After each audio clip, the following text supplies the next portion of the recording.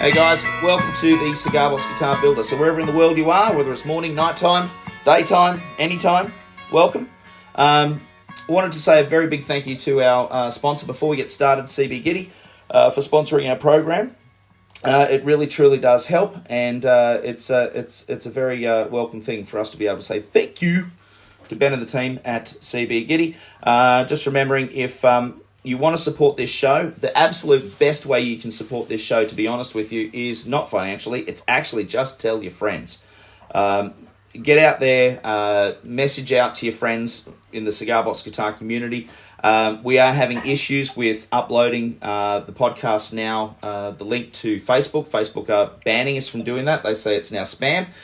So, yes, concerns there, worries there, but we're kind of just going back to doing what we used to do back in 2016, 17 and 18, whereas as soon as I uploaded it, people basically listened to it. So we're back, all right? And we've been back for a while now. So please tell your friends. If you do want to support the show financially, you can go to down in the comments section. You'll see an affiliate link and read through that. You'll see what to do with that. And today, Darren and I are welcomed by fellow admin / moderator, Joe Oltean. How you doing, Joe? Oh, I'm good, guys. How are you, Adam? Hey. Doing well, mate. Doing well. Yeah, that's good. Yeah. It's a nice early Sunday morning here. The birds are chirping. The weather's beautiful. That's it. I'm sitting on here with a cat and an ant on my desktop, so life couldn't be better. Oh, and my two mates. Of course. So the reason we're chatting today is we really wanted to have a chat. You have recently, Joe, gone through a pretty full-on build marathon Project. Yeah. It was. So you're talking about the Lucky 11s. That's it. The 11 cigar box guitars. That was a journey. I have a full-time job and a family to look after as well, so it was basically work all day, just pulling 15-hour days back to back. And then you would make a few mistakes, and that's one thing I learned very quickly is if you're doing 11 as an assembly line or multiples as an assembly line and you don't pick up your mistake on the first one, be very careful that same mistake doesn't go across a few more builds, as I found out. So I ended up losing probably about 2 months just having to redo things. Yeah. But it was a very interesting project. I thoroughly enjoyed it. I plan to do it again, actually. A good buddy of mine, he's a fellow member as well, Royce's CBGs over in America there. We cut a deal. We swapped some merchandise, some shirts and bandanas and stuff, and he's such a good guy. And he sent me all these cigar boxes because anybody that lives in Australia knows how hard it is to get good quality cigar boxes, and when you do, the price is just a little bit outrageous. So Royce really helped me out, sent me a nice big box of cigar boxes, and so I basically just put them all out there and said, who wants them? And they were all sold before I even started. And I've been working on a neck that I've used for quite a few of my builds for over the past few years. I'm known for more custom work. I don't actually do a lot of cigar boxes. I like box guitars that are themed. Could be a Viking, could be Japanese Kumiko, it doesn't really matter what it is, but I like the custom work. But I've always got people asking for cigar box guitars. And so, to actually buckle down and do 10 all at once and to know that all these people were interested, it was just a fantastic process. Humbling? Humbling, in a way? Humbling, yeah. It burnt me out, to tell you the truth, and I'm definitely not ready to do it right now again, but I will do it again. Just at the moment, it fried me. It was hard. Yeah. There was blood, sweat and tears. So with the error that you made, I'm very curious about that, because I think we all talk about our successes, but it's really important to talk about the errors, to talk about those mistakes that we made. Was it a template error? Was it an error in template or an error in process? There was a little bit of an error in template. I had a template for the headstock shape. The main issue is out of the 11, I planned to do all 3 strings. Yeah. And then 3 clients wanted 4 strings. So it ended up being 8 3s and 3 4s, if that makes sense. A lot of numbers I just threw out there. But anyway, so I thought the headstock width and the neck width of my 3-string measurement would have been fine for the 4 strings. So, I did a quick little eyeball calculation, because that's the other thing. You're doing so much, so you're trying to work fast. You're trying to make fast decisions. Yeah. And I did my measurements on the 3-string, calculated it for a 4-string, and I thought, this will work. This will be fine. And went through the whole entire process, did all the fretwork, all the finishing. They were beautiful necks, ready to go, laminated, stunning necks. And it was right at the very end that I went, oh, shit. That's it. They're not wide enough. The tuners, I kind of fixed that. I fixed the tuners before I got to it on the headstock, but I didn't fix the width of the necks. Yeah. And so when I put some strings on it, you'd play, the string would sort of fall off the bottom of the neck, giving you a lot of fret buzz, and it was not fun to play. Yeah. But I didn't pick that up through any of it. So I built those 3 necks complete. And when you're talking 11 guitars, you're talking like 270 frets have to be put in. And I'm very particular about the way I do my frets. I actually measure my frets and dress the edges. I fully round the edges up before I even install them.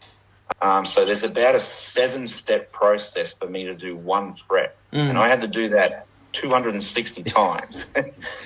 And I know, it's ridiculous. And it wasn't until I got to the end of that I went, oh, no, 3 of these don't work. And I already had enough. But, what are you going to do? You just take a break, step back for a minute, refocus. And call your customer. Call your customer. And and just apologise and just keep on going. That's it.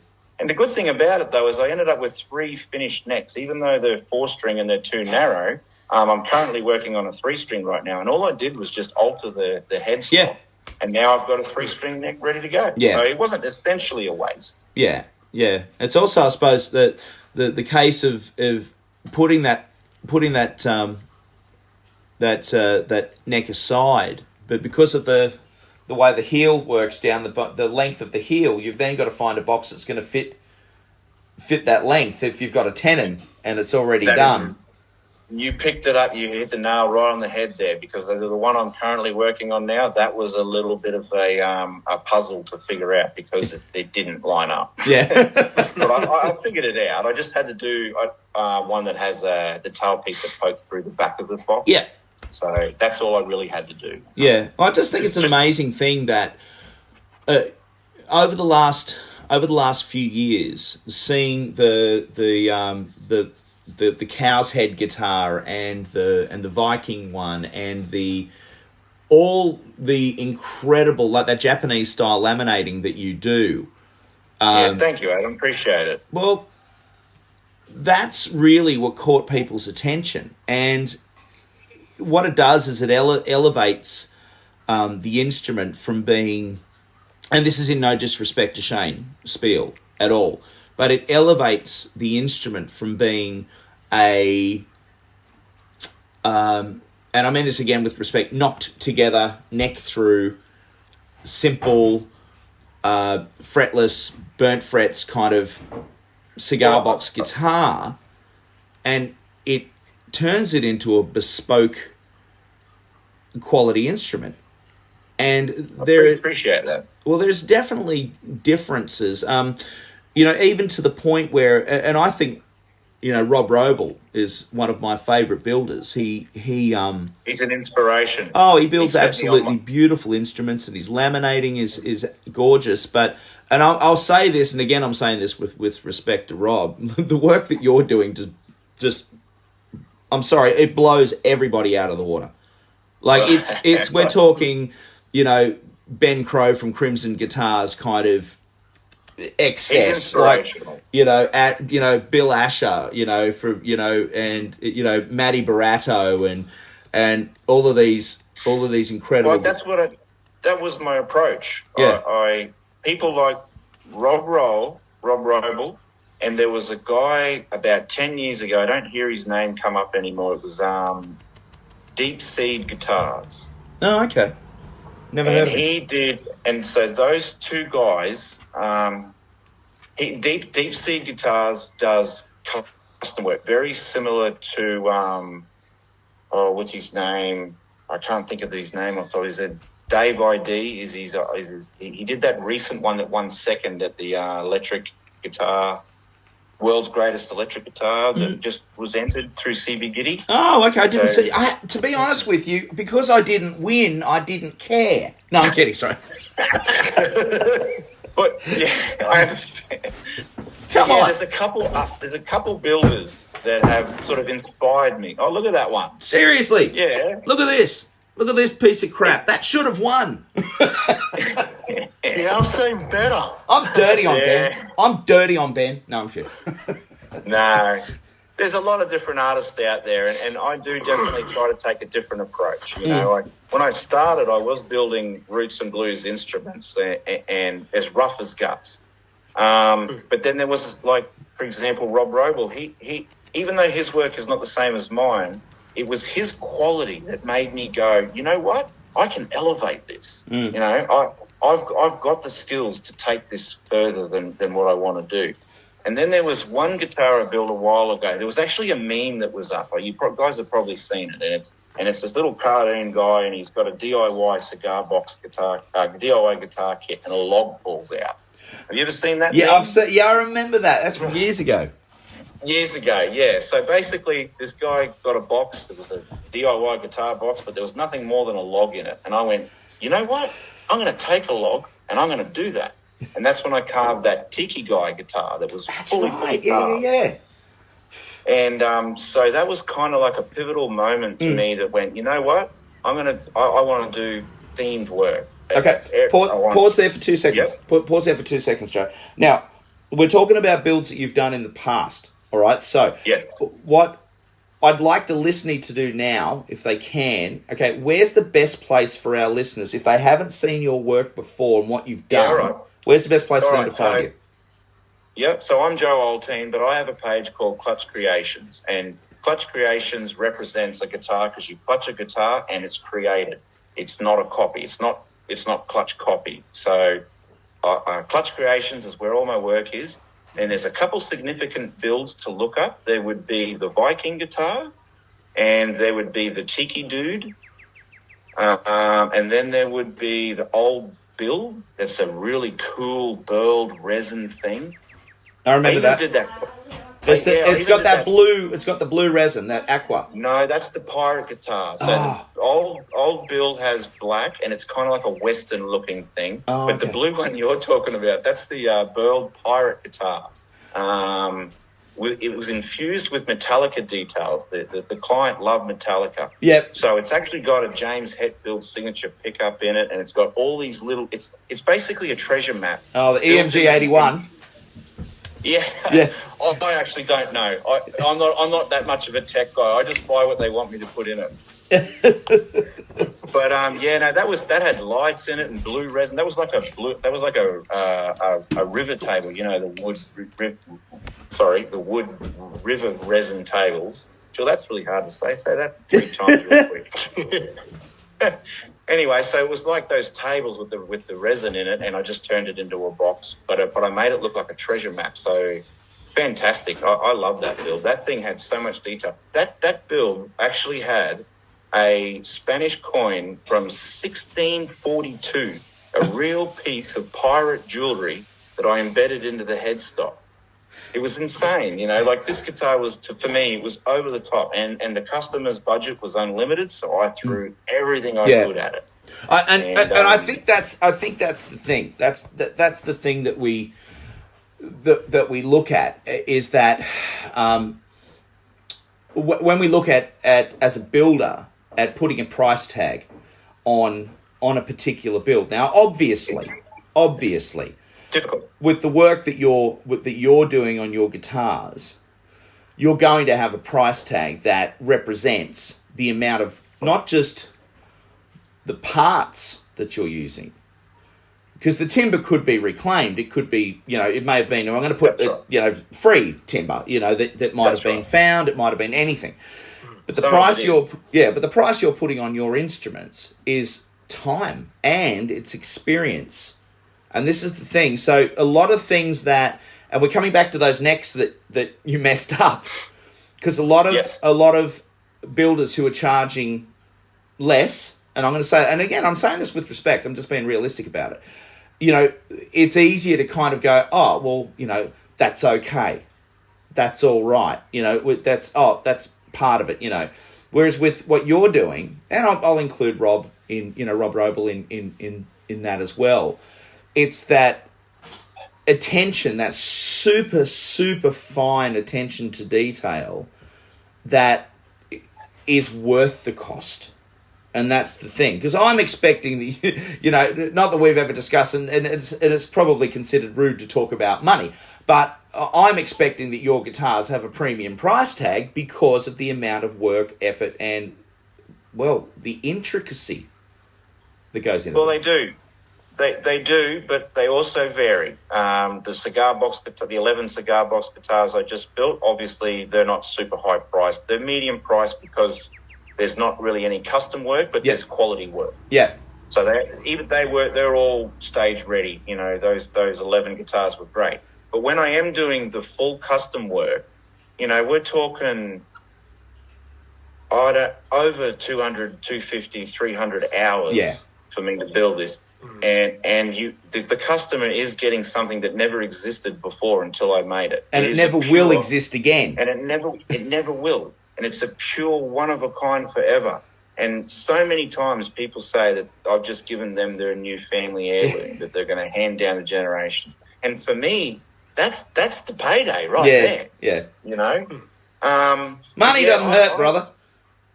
Beg your pardon? The money doesn't hurt either, brother. You need that. No, you need that. But if we go back to the Pirate build, for example, because that one had the most material cost in it. Yeah. I paid probably near $1,000 in materials just to build that guitar. So when I turn around and sell it for $2,400, did I really make a lot? No. Yeah. You know what I mean? Look, we're talking 300. We're talking 300 hours. Yeah. 400 hours, maybe. I stopped counting at about 250. There's a rule that I live by, and I have mentioned this on the podcast before. I don't mention it a lot. There's a guy who I used to follow fanatically. I still follow him now, but not as fanatically. But it was a guy called Sully Guitars. He's in Texas, and he still has a YouTube channel. And when I first started building, this is going back 13 years ago, I watched him build because we're about the same age, and he was basically working from home, working in a shed, working in his garage, basically. Sorry, and he had a rule. He had a rule of thumb which I really stuck with, and that is whatever. I bet you it's the same as my rule. Sorry to cut you off, but I bet you it's the same as my rule. Right. Whatever it costs him in parts, he multiplies that by 4. Oh, that's way more than me. So, yeah, he multiplies it by 4. I double in a little bit. I'm double plus a little tiny bit more. Yeah, double, and that covers his time. So if you multiply by 4. And it's okay. So this is the question. This is okay because I see you shaking. I'll do that. Yeah. I see you shaking your head, and it's curious as to he came up with this rule, and I sat there thinking, wow, okay, because it if you look at $1,000 worth of part like pickups, and because he was using hardware like hip shot, he was using mastery bridges, using like it could have been whichever pickup company was the flavour of the day back then. It's using quality gear. Yeah, it was all quality gear. It wasn't, it was all, top shelf stuff. And so when it would cost him $1,000, that's why he was charging, $4,000 per guitar.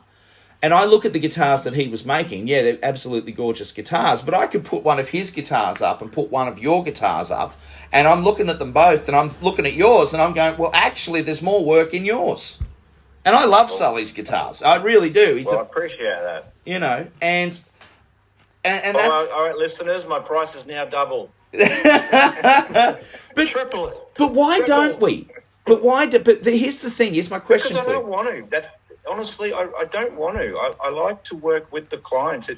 And I'm picky too. Unfortunately, I don't just build what anyone wants. I build what I want, and I build it for them. Yeah. And it's worked out every single build I've done so far. Yeah. And even with the 11 guitars I built, I offered up barters and deals. Like, I ended up with a new 120-watt amp. I ended up with 2 guitar jam chairs, a new pedal. I got a JB Hi-Fi, a JBL PA speaker over there. I got a collector Iron Maiden hardback poster from the 80s. I got an old tractor steering wheel and with a column in it. Like, okay, here's the nail. Here's the nail. Pardon? Here's the nail. Yeah. Boom! You just hit the nail right on the head, and that's why we're Cigar Box Guitar Builders. And that's right. Exactly why. It's not all about the cash. It's not always about the cash. That's it. I need cash, but it's not about that. It's not. It's about actually building it and making that thing that is so special. And sorry, I just sprayed my windowsill, and my little ginger cat is trying to get into it, and it's got. Look at him. He is tenacious. Adam's cat's running all over the place. Oh, he's got no teeth. He had his teeth pulled out a few years ago, and he's just a gummy bear. But he's look at him. He's nuts. No, you can't sit in the window because it's got fly spray all over it. Bloody hell! Who needs kids, when you got cats? Oh, anyway. So, I'm totally off the point, sorry. So, please, okay, so we got up to making the next. Now, you did a great variety. Although you were building cigar box guitars, though all 11 of those guitars were so incredibly different. Talk to us about what the hell was with that furry-bodied one? Yeah, that one. So, this is the red velvet. Look, the listeners can't see, but this is the 3-string cigar box guitar wrapped in red velvet. This one I kept for myself. This is number 11 of 11. Oh. And it's an absolute beast, this thing. Like, I am so surprised at how much it punches. I got double humbuckers in it, and I angled them. So I have this kind of phase effect. Yeah. Where the poles kind of cross. And the sustain on this thing, like, you can hit a note, walk away, make a coffee, and come back, and it's still ringing. It's on 11. I'm so impressed. Yeah, and it's number 11. Sorry, so I'm gonna quote Nigel Tufnell. Yeah. No, I absolutely love this guitar. It's very, very pretty. You got gold hardware on the top and chrome on the bottom. No, it's gold everywhere. Oh, okay. It's just the camera's picking it up as silver on the bottom. Yeah. 2 gold pickups, gold toe piece, gold corners. I got mini gold knobs. They got shotgun shells underneath them. The pickup selector switch has a shotgun shell around the washer. Oh, cool. The output jack plugs into a shotgun shell there as well. On the back, I've got the Clutch Creations. Yeah, that's gorgeous. Clutch Creations 2024 11 of 11. That's in a gold badge as well. I got the bullet fret dots all the way down, so you got gold coming down the neck. I don't know if the camera's picking that up. Yeah. Gold tuners. It's got a walnut veneer face on it, so a paper-thin walnut burl face, carved bone nut, walnut fretboard. It's a laminated neck. Yeah, it's gorgeous. So you've got Tasmanian oak with the blue gum. The blue gum was actually some hardwood fence palings that I ripped off my fence and trimmed down. And so, yeah, when we're talking about free wood, some of it is free wood. Yeah. And it's not free wood when you put the time into it to actually mill it down. That's the thing I can't do at the moment. I'm kind of stuck using a lot of the Bunnings timbers and things like that because I don't have milling.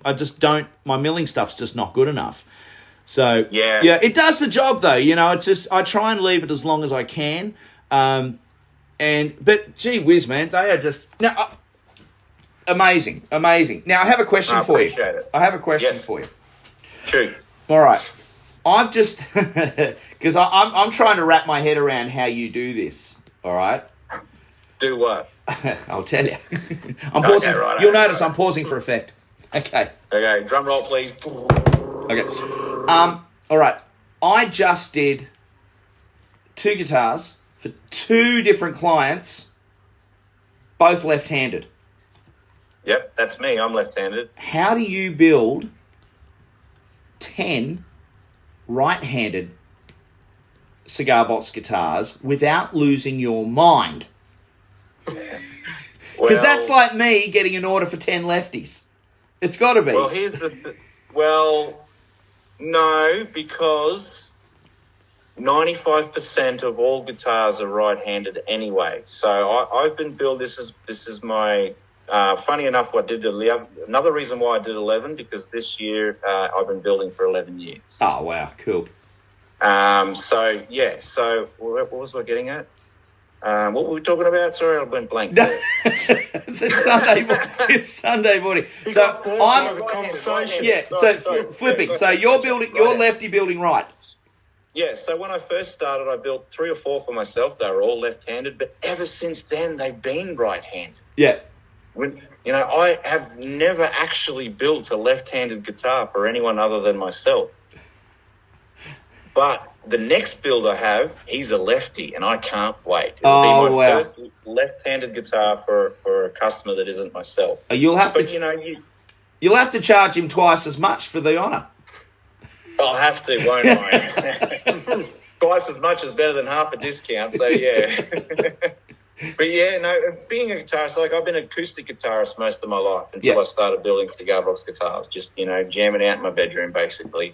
But whenever you go into a music store as a left-handed or you go around to your mate's house and they got a right-handed and the music store's got all these right-handed guitars, you actually do learn how to kind of play things upside down. You'll have as a left-handed guitarist, you'll have a little bag of riffs that you could pull out on a right-handed guitar because you've programmed yourself to learn it upside down. And being 3-string guitars, it's actually pretty easy, especially if it's in open G. Yeah. Because it's just an octave different. The low string versus the high G, they're the same string. They're just an octave different. So even if you're left or right-handed, if you just put your finger across one of the frets and strum all the notes, you've got a power chord. Yes, but you got to strum up.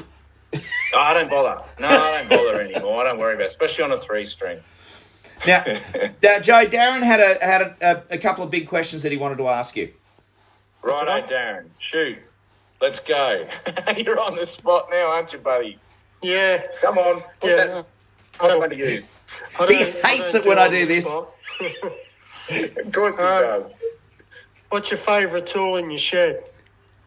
Myself. I would say I have 2 that go hand in hand, would be my table saw and my thicknesser. Without them, I can't laminate necks. Okay. Yeah. Mine's my hammer, because once I finish the guitar, I'm going to hit it with a hammer. I've seen your fretting video. I know you love your hammer. Have you seen how he does his fret ends? Yeah. That's what I'm getting at. I've seen how he does his fret. Oh, he ground it with the router, wasn't it? With the router, yeah. Oh, it's amazing. It's the best thing. That in my life. I watched your video with you using your router to fret your fret ends, and that took what? No more than a minute. That process takes me about 6 hours. Seriously. He's faster. Seriously, I did this neck. With a router. With a router. That's not a straight cut bit, that's an angled bit, is it? It is now. The router bit is a rounded bit. Oh, you use the rounded one. Yeah. So there's a curve on it. It's terrifying. It's terrifying. Like it is just it's terrifying to watch. It's terrifying because all I'm imagining is bits of steel shattering and the guitar getting ripped out of his hand, spun around at 25,000 revolutions a minute and shot through the window. If it's only a little bit of fret wire hanging over, the router will cut. the steel. That's crazy. It's just that's true heavy metal there, isn't that's it? just that's just And I'm not a heavy balls metal of listener. steel. No. Balls of steel. But hey, whatever works. That's the thing with these. That's the thing with this hobby is that everyone has their own Then I technique. just run the sandpaper over it, and it's ready to go. Yeah, I I'm found. jealous. I'll tell you what, the thing that got me, because I would sit there and I went and I paid big bickies for sanding, for the sanding things and all that stuff. I went to Crimson Guitars and bought my sanding blocks and the angled sanding block and all that sort of stuff, and I bought all of that and I was using it, and I would sit there and I'd sand everything on the side, and I'd get the angle block and I'd angle sand it, and it would just take forever. And then I saw, and I'm not kidding. My process takes longer. Then I saw the guy who built James Hetfield's Wolf guitar. I think Highline Guitars. Not too sure. And I saw him with the neck blank, and he got the neck and he fretted it. He put pressed the frets on, snipped them, and then he went over to his bench sander. Right, the one that's got the circle and it's got the Yep. I got one of them. And this is what I do because I thought if you're making guitars for James Hetfield and you do this, I can do this. So now I can build a James Hetfield guitar. So once I've snipped all the frets off, all I do is if that's it, I've just put it up on the side, run it up the side on the sanding belt, flip it, do the other side on the sanding belt. And then I realised, because I'm usually pretty good with angles. Yep. 45 degrees.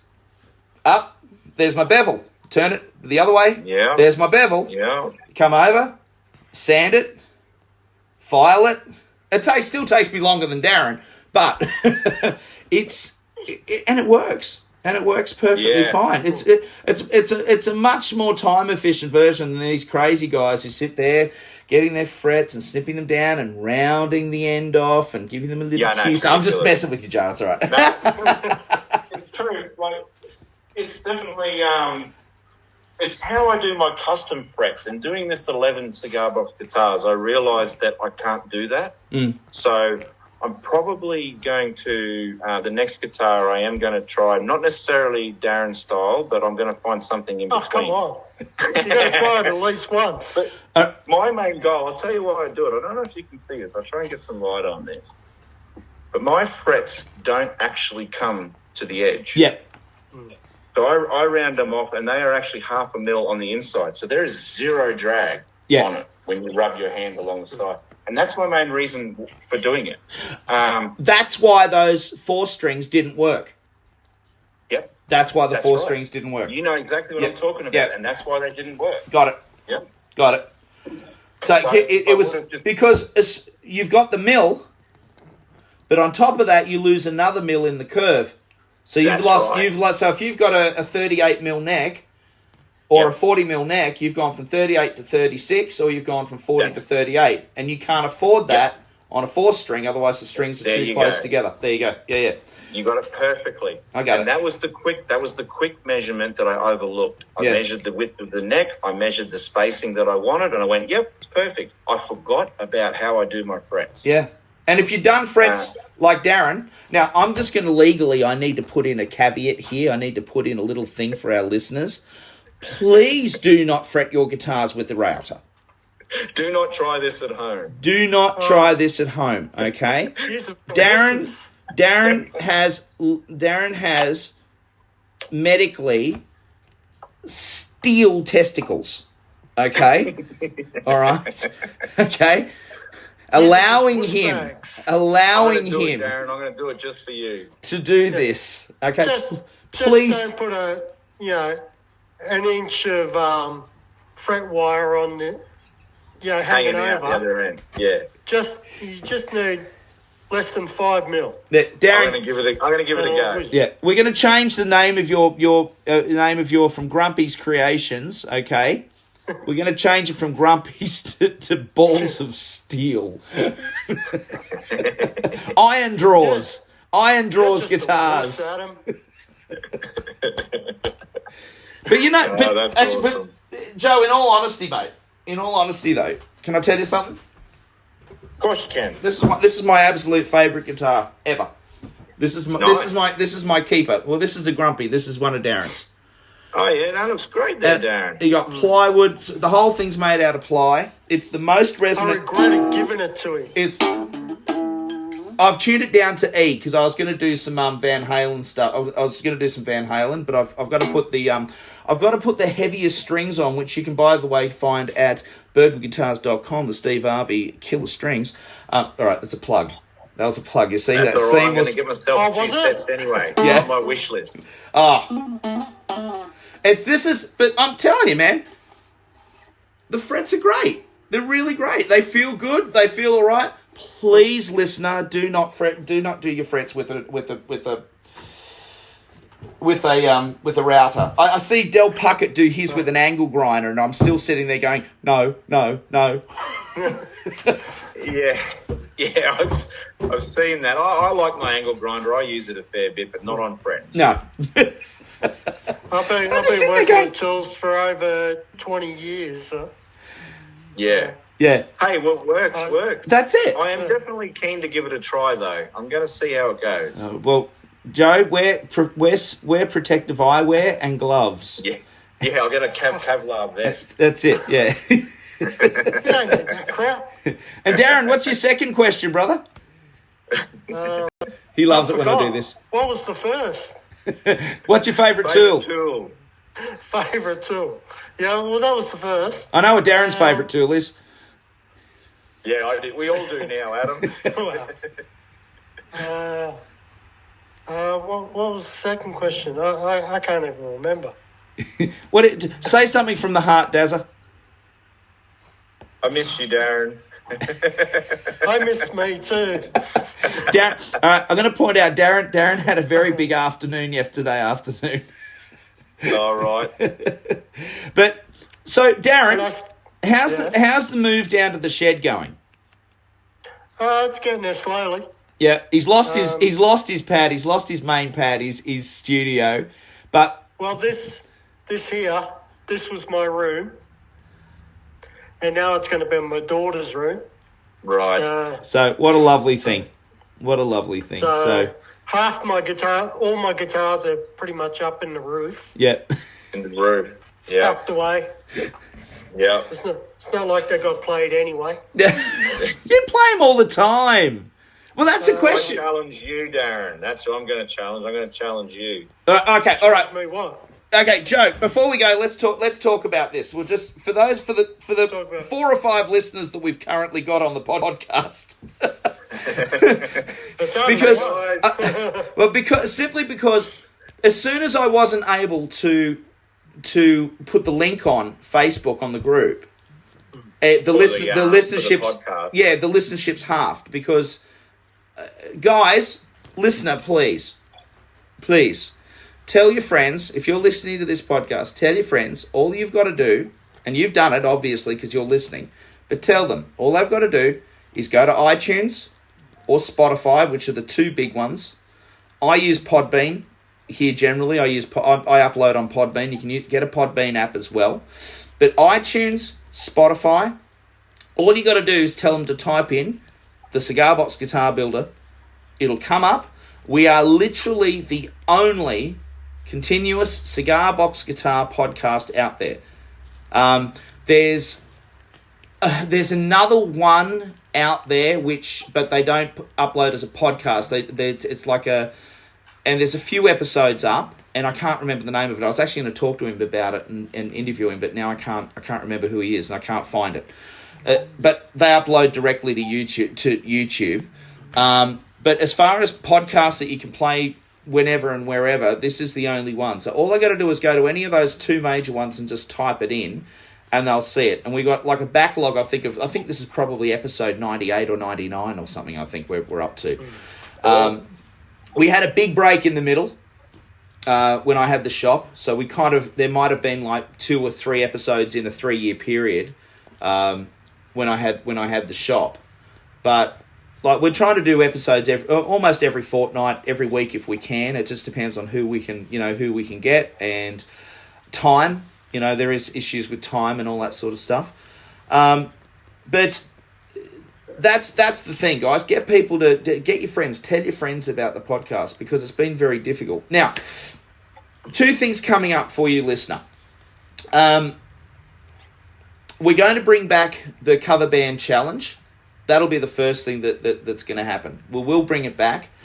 Joe, you had a really good idea maybe of basically just running it, having it as a post, maybe not saving it to the featured section, because no one can see the featured section on their phones. You can on your computer.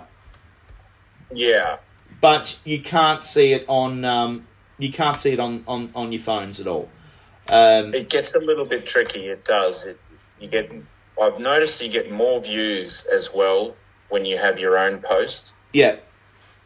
But the problem is for admin judging everybody, if we've got to go through a bunch of posts, you can overlook one. So yeah. I don't know. Is it possible to do both? Is it possible to do a singular post per cover, but also have one in the featured thread? Yeah. Well, the other option is I don't know how to do it. Well, the other option is to tag. The other option is to tag everyone on those particular posts. But I think people get a little bit annoyed with getting an everyone tag, because not everyone's into it. I mean, we know. Look, Peter Tabor, one of our very valued group members, he does have a problem. He does have a bit of an issue with us, with us doing these types of activities on the group. And I respect his opinion 100%. He basically was saying, look, this is, do this on your page, or do this, somewhere else. This is meant to be for seeing pictures of builds. And however, I very respectfully disagree. So do I. And I say that with respect, and I really appreciate Peter putting very eloquently how he feels about it, and telling us how he feels about it. So, Peter, if you're listening to this, I really respect your opinion. I do. I do, however, too. Yeah, sorry. I do like seeing a bunch of pictures. There's definitely no problems with no problem with that at all. But I want to see a lot more than just that. Yeah, and the thing as an admin and moderator of the group that brings me the most joy, and the reason I do this, because otherwise I wouldn't be doing this. It's the connection, seeing connections between people, and these are musical instruments. They're not wall hangers. They're not. Although this thing might be in my hands, might be a piece of crap. We got a bolt for a bridge, and we've got a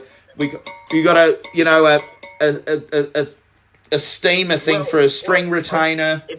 It's definitely not a piece of crap, and I do have to reassure people that there is many different styles of building, and just because I'm this stupid freak that likes to do 300 hours and carve something out of a log doesn't mean that your guitar that has a sink strainer as a sound hole or a spatula as a tailpiece, that's impressive. That's art. That's craft. How about white pine for a neck? Yeah, see, that's what I'm talking about. I love it. Like this is mine. I did put it on the website because I'm tempting myself, but my wife said, you're going to put it on the website. She's always right. I end up selling everything I own except for Darren stuff he gives me, which I adore. And but this, you know what I mean. But this is a musical instrument, and one of the things that I really love is seeing people actually playing their instruments and playing music. And that's the idea of this is that they have, you got to play them. And that's right. There's a lot of people out there who, and with respect, again, I'm saying this with respect, I'm not giving anyone a hard time, but there's a lot of builders out there that don't play or can't play. And my argument is that if you don't play and you're building a musical instrument, how do you know that what you're building and either giving or selling to someone actually works?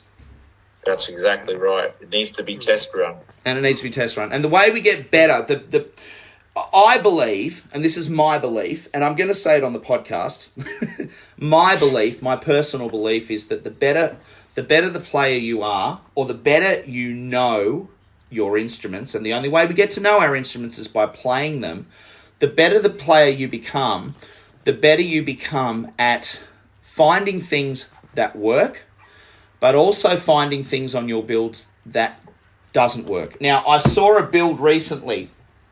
There was a thread that came out. It may have been on our group, it may not have been on our group. And someone was talking about a guitar that had been built. And there were issues with playability. And when I had a close look at the pictures, and again, it was not on our group. It wasn't on our group. But when I had a look at the pictures, if you look at a fretboard, I'm showing the picture to the guys here, your pickup height is sometimes either, even if it's just at the same height as the top of the fretboard, right? Now this is a fretless guitar, so I've got obviously a lot more leeway with a fretless guitar because I'm not pushing the strings down. But even then, my strings still on this forward pickup near the neck, and there's no fret on there. That's fretless. It still rings, right? So it's not touching. It's not touching the pickup. The problem with the guitar that had been sent out to a client, I'll say a client, is that the fretboard was lower than the top of the guitar body. And it had... That's not going to work. And it had pickups in between, which were higher than the neck. It was also fretted. So it wasn't a fretless guitar. It actually had frets on it. And I don't believe that the person who built it is a player.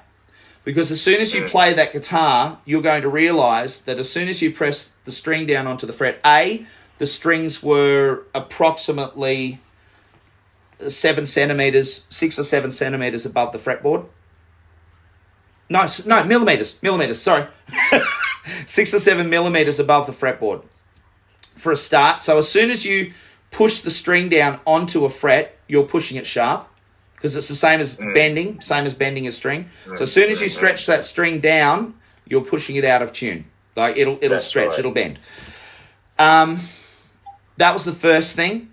So incredibly uncomfortable to play. And the second thing was that, again, as soon as you press a string down onto the fret, that string is either going to hit the body of the guitar above the 12th fret at least, or it's going to hit that pickup. Now, and the reason is, again, I don't believe that the person who built the guitar was a player. All right, so anyway, cut a long story short, or to build a long story and make it even longer.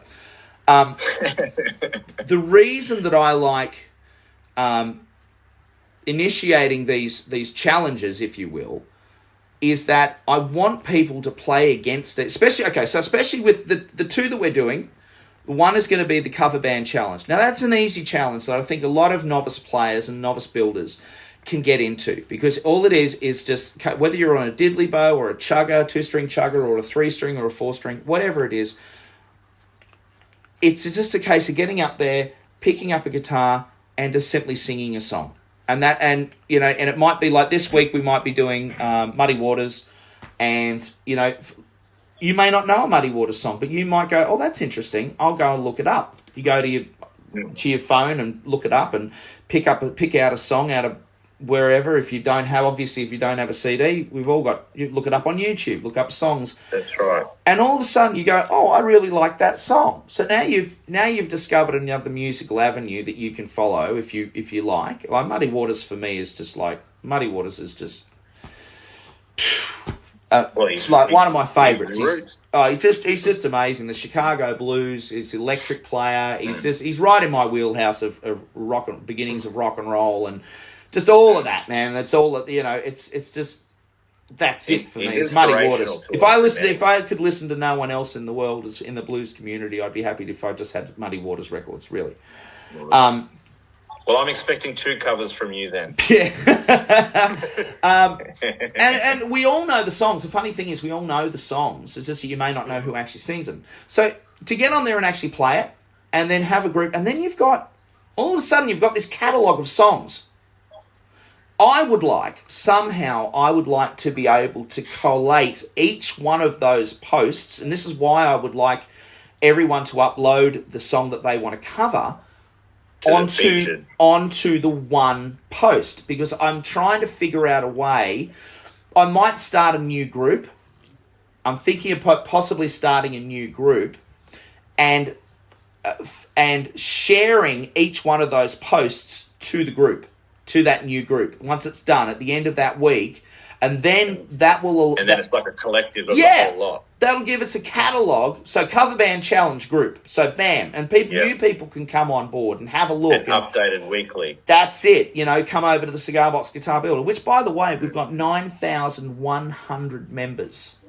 Yeah, that's insane. Well done. 9,000. Well done to you guys, too, for helping promote it. It's amazing. And... I'm so excited. Cannot wait. My target, I have a target of... I want to overtake the Cigar Box Guitar Builder. No, hang on. Cigar Box Guitar, the group. Cigar Box Guitar. Because they're the number one. They're the pinnacle group. They're the ones I'm aiming at. How many have they got? I think they've got 13,000. Yeah. And they're still growing. They're very popular.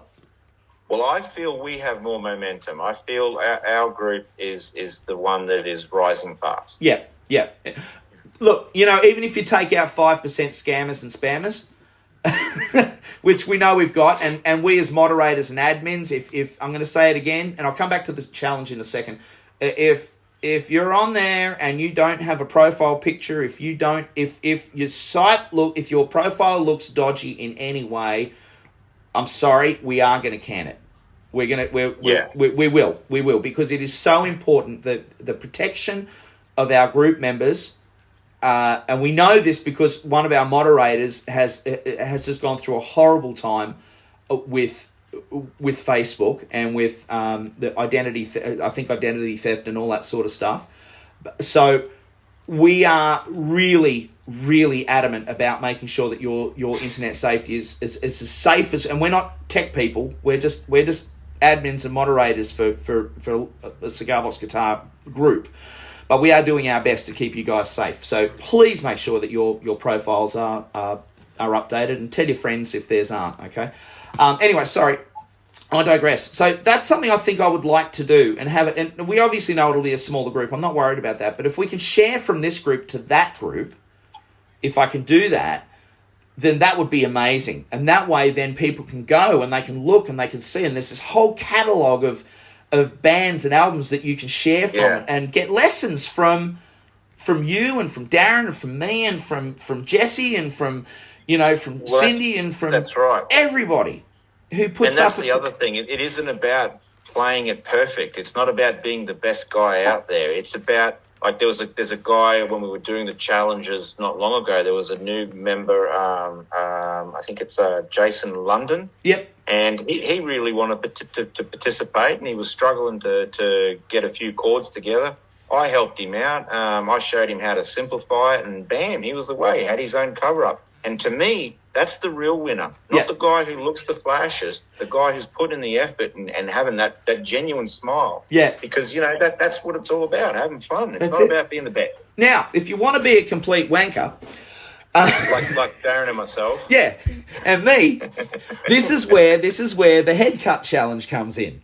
All right, so the head cut challenge one has me a little bit confused, I will admit. Right, but I'm not sure how it's going to all elaborate. Okay, so the way it works is this. I think what confused people was the fact that I put up 2 posts yesterday explaining what it was going to be about, and I think you actually uploaded one last night onto one of those posts, but that's not the post I'm going to do.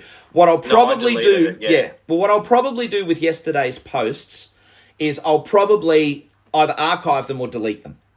All right, so because I just want start fresh. There will be, and I'm going to try and do this. There will be one continual post, only one. So we're not going to do a new one every single week. Literally one post only. There'll be a first post. I'll put up the first challenge video where I challenge you. I put a challenge for you. And what will happen is... Bring it. So here's the deal. My challenge will not be in the introduction. The introduction will have a picture of Steve Vai and Ralph Macchio, and it'll say "Let's go," and that's the starter. That's the start off, right? Underneath that, in the comment section, I'm gonna initiate the first challenge. So just for the sake of what we're doing to start off with, I've pre-recorded just a riff I was going through. It could be a riff, it could be a lead thing, it could be anything. Just do something out of the box, right? Not a long. I think my video is about 1 minute and 20 seconds or something like that. It's not a long video. Keep it short. It could literally be a 10-second video of you doing finger tapping with a slide. Like, it doesn't matter what it is, right? I'm going to upload that as a comment.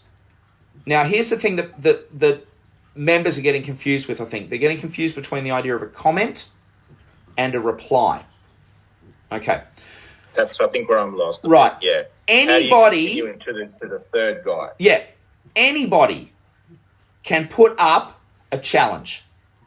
Anyone. So, Darren, if you decide... Okay. If Darren comes up with a riff and he likes a riff that he's done and he goes, okay, just for the sake of whatever, I'm going to challenge Jesse.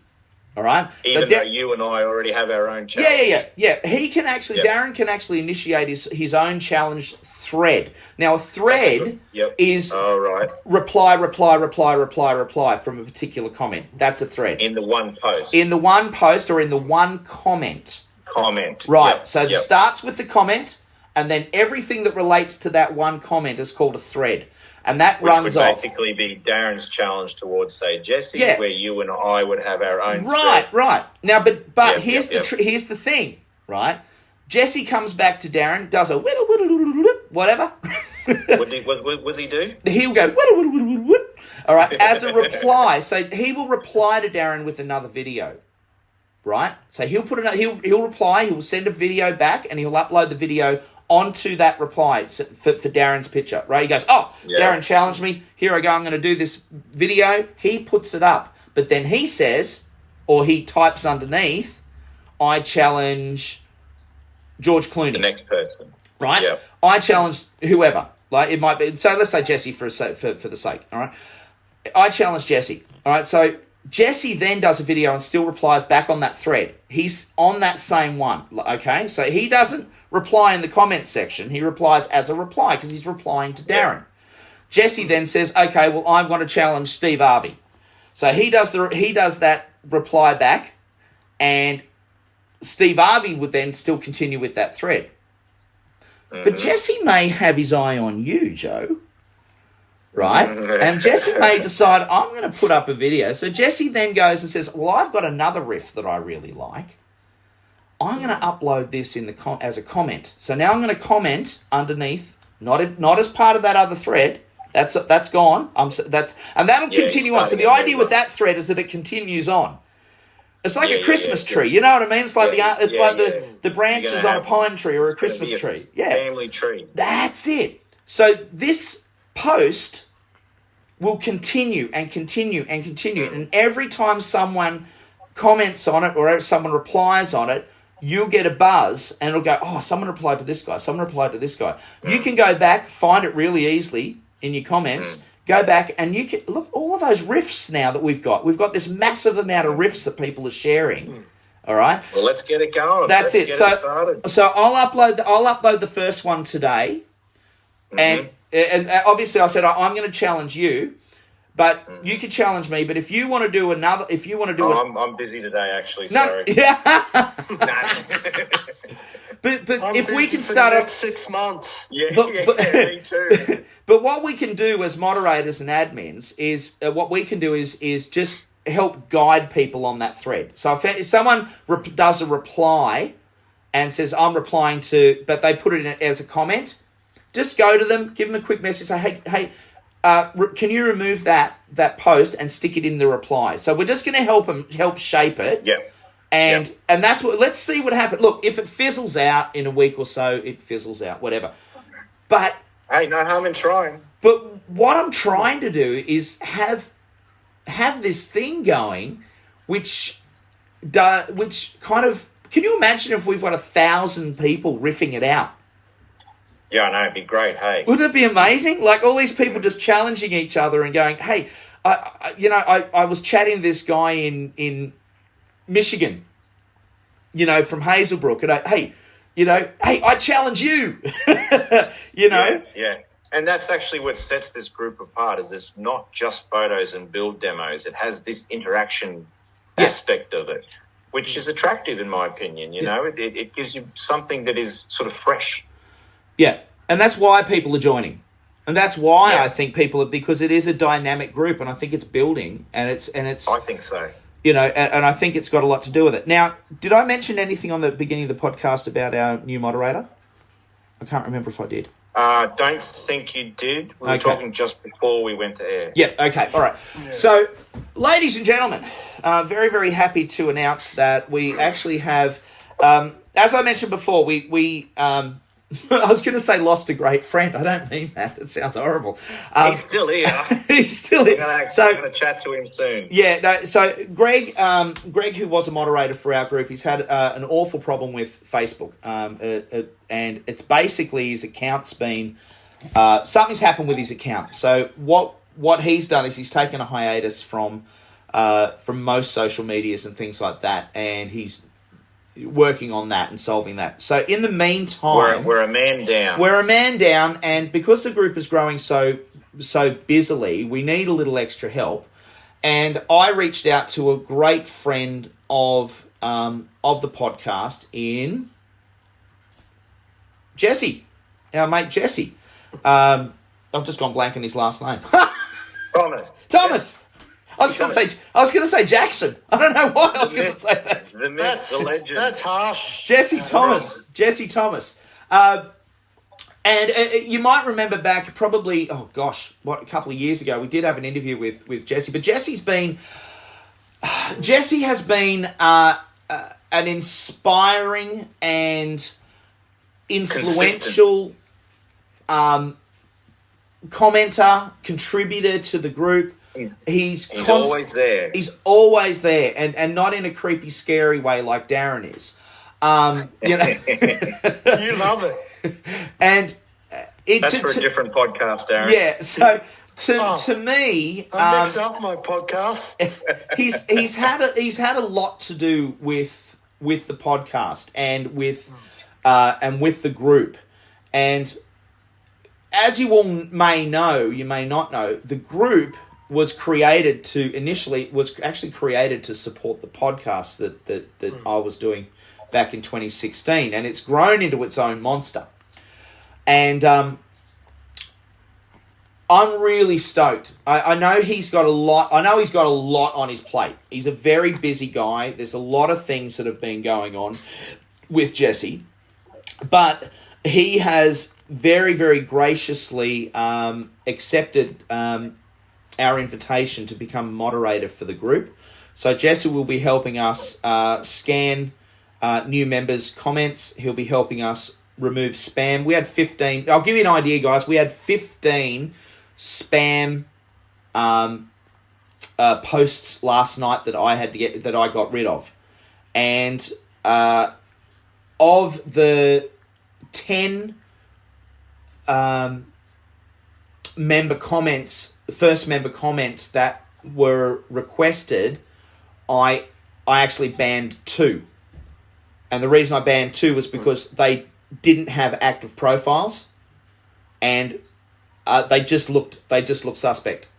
And I've put up comment after comment thing, and if people are upset with that and go and tell me to get stuffed, that's fine. I don't care. So be it. I don't care. It's the main rule of joining this group is that your profile is visible. If you're worried about having personal profile things up on the group, make a new profile. If you want to join the group, make a new profile. Put a couple of pictures up. Put some pictures of your guitars up. Keep it separate from your family. We don't need to know about what's happening in your family life. No one's really interested in going back through your posts and looking at what your kids are doing and stuff like that. No one. No, what we're interested in... we have to know that they're a real person, though. Exactly. We need to know. So if you've got pictures of your guitars, if you don't want to show your family, I 100% understand. My profile, my Adam Harrison profile, there's no family on my profile whatsoever.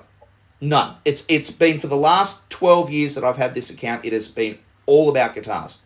And this is the profile that I use. So by all means, create a new profile for yourself with your instruments, with your guitars, with your hobbies. That's the stuff we're interested in, okay?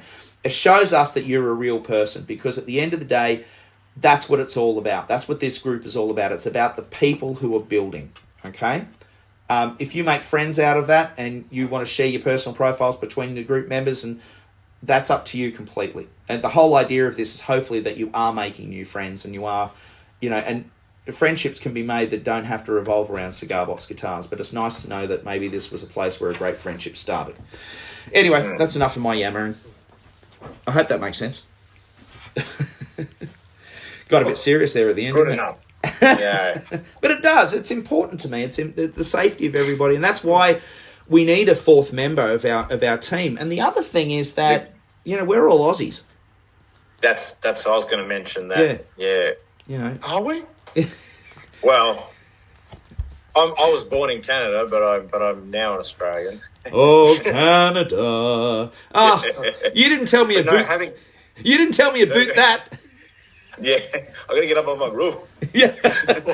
Okay, enough of that now.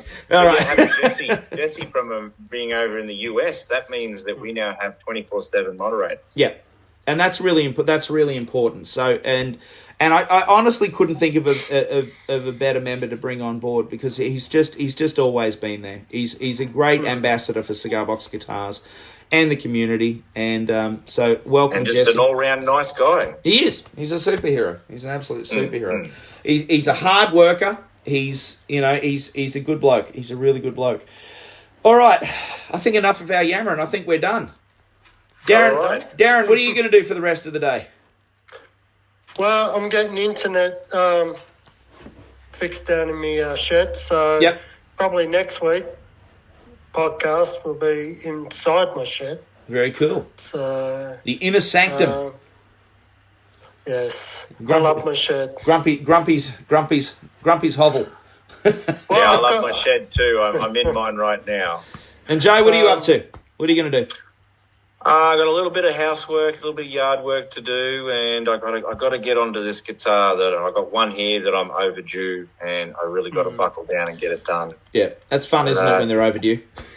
Oh yeah, I've just sort of lost my desire at the moment. Yeah. The 11 guitars definitely did burn me out. Yeah. But still got obligations, got housework to do, and all that. Mate, I've just found that customers have just been amazing. Like people are just, when people are curious about how a builder's going, the thing that they've been saying is, just want to know how things going. No rush.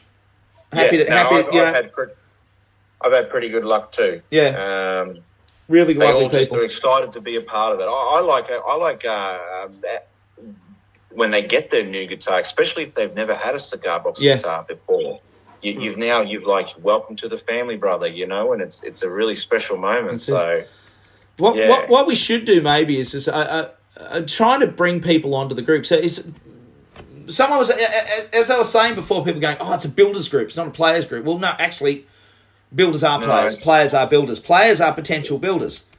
That's the thing. I mean, how many customers have I had that have just fallen in love with cigar box guitars and decided to make their own? I think that's a magical thing. Oh, by the way, there it goes. a little thing, Darren. I'm going to be.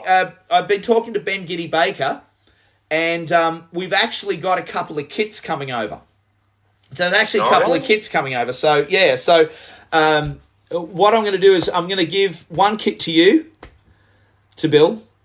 And the other one to Joe. No, I'll do the other one. I think Joe's busy enough at the moment. Yeah, no, I'm good. So I'm going to give one to you to do, and I'm going to do the other one. And but Adam, you have to do your fretwork via a router. Yeah. My fingers just can't.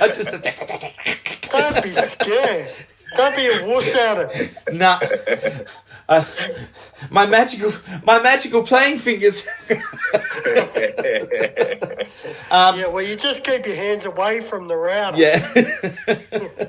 All right, guys. In saying that, if Joe does try it, make sure you don't have the nut on the end of the guitar. Yeah. Oh, yeah. You don't need a stop. You got to go all the way. Yeah. That's it. And make sure you keep the base of the router on top of the frets. All right. And make sure my will's up to date. That's it. Joe, mate, it's been a pleasure again. Thanks for telling us about the guitars. I think we've learned a lot from that. That's fantastic. Great chatting with you guys, and I hope your listeners enjoyed this podcast. That's it. And Darren, what's our saying as we leave? Don't bite your friends. That's it. Don't bite your friends. Be cool to each other.